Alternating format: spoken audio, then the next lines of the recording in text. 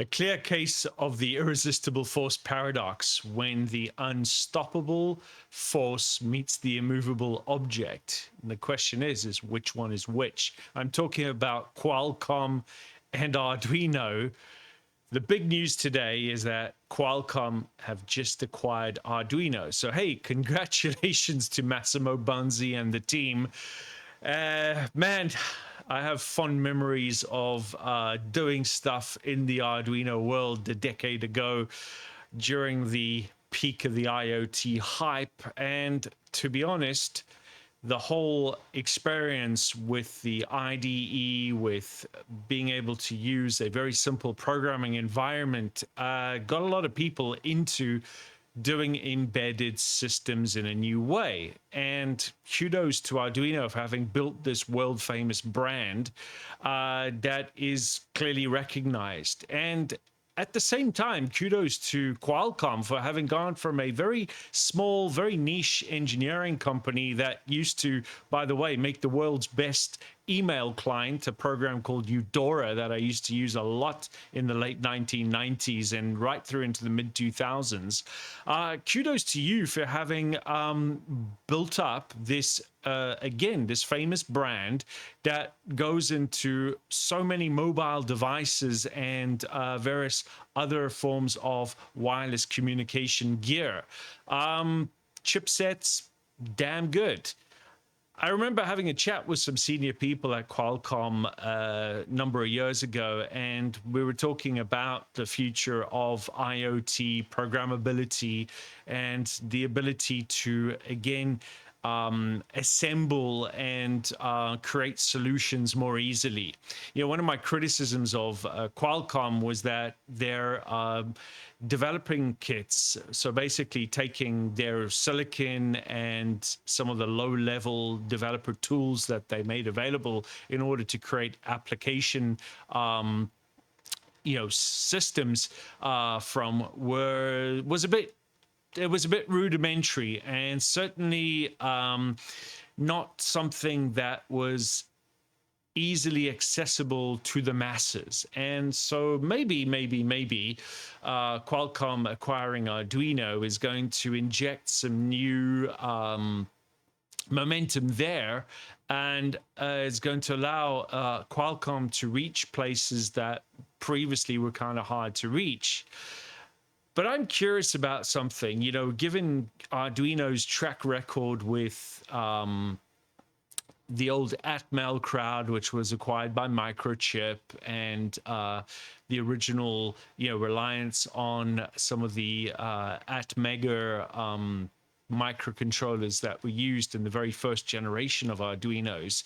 And then later on, having Arduino sort of, become available for other microcontroller families, thinking about the expressive systems ESP32 and ST Microelectronics' STM32.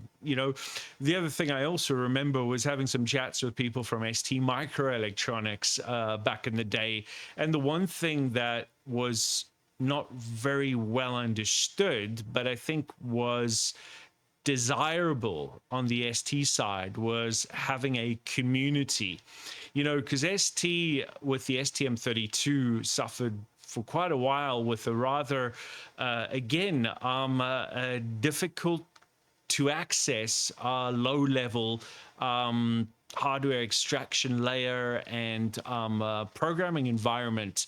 And things are maybe a little bit easier today, but what I think gave a lot of good momentum there with the STM32 side was, number one, the port of the Arduino framework and environment across into STM32, but then also Damien George's brilliant MicroPython port, which allowed us to run MicroPython on microcontrollers, which was, I think, a pretty interesting sort of move into, again, opening up programmability. But, as we move on, there's some other really interesting players in the market that are, again, taking the whole idea of containers, just in the same way that on regular servers we use Docker and the open container format and various similar container runtime environments. You've got Podman, you've got Kubernetes. There's quite a lot of choice out there when it comes to running containers on servers.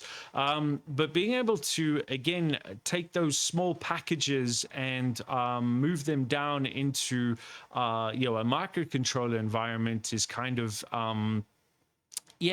a little bit more challenging. And so that's where there's some interesting startups out there like Atom, ATYM, who've been doing some interesting building blocks that allow you to run these containers and container-like light workloads in the microcontroller.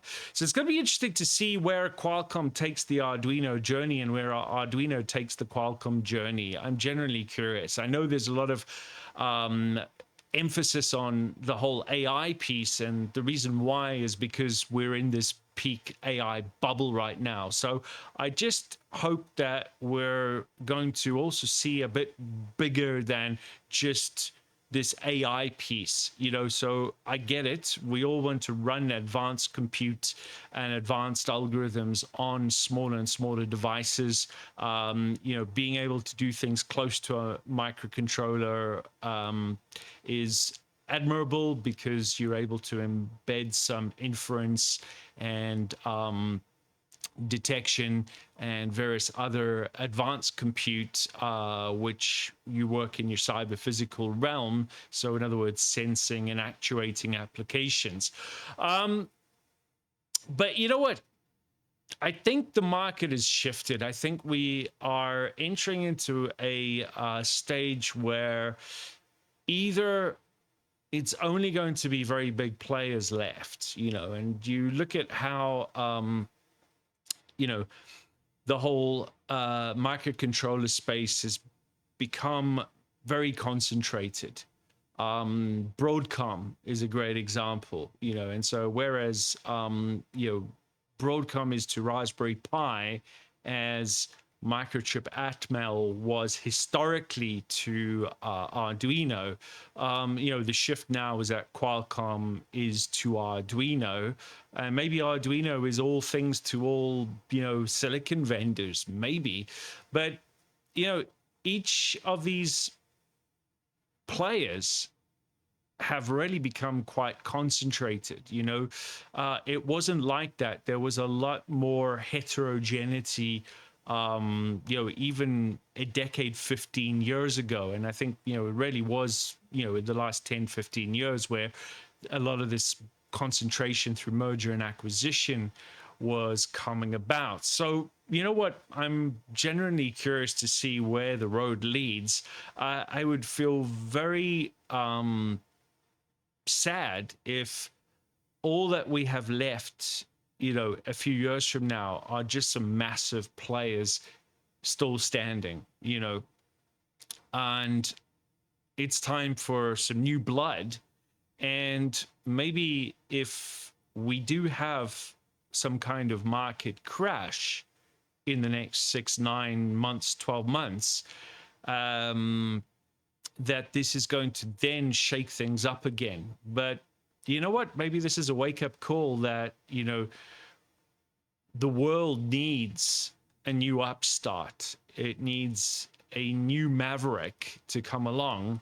It needs a new Damian George or a new Massimo Banzi or a new Eben Upton to come along and to shake things up again. Whether that's going to be for kids and DIY folks, so tinkerers and makers, whether it's going to be something more for the average person as a user, or whether it's going to actually be for industry and manufacturing, that's a great question. But I think the time is right for something maverick to step in and to shake things up. And if any of you are interested in doing something maverick, why don't you get in touch? I'd love to have a chat. I'm not necessarily volunteering to be the maverick, but I'm quite keen to see how we might be able to pull something off if enough of us got together with a cool, crazy idea. And maybe if you want to hop on a video call and brainstorm a little bit about cool, crazy ideas, I'm 100% up for it.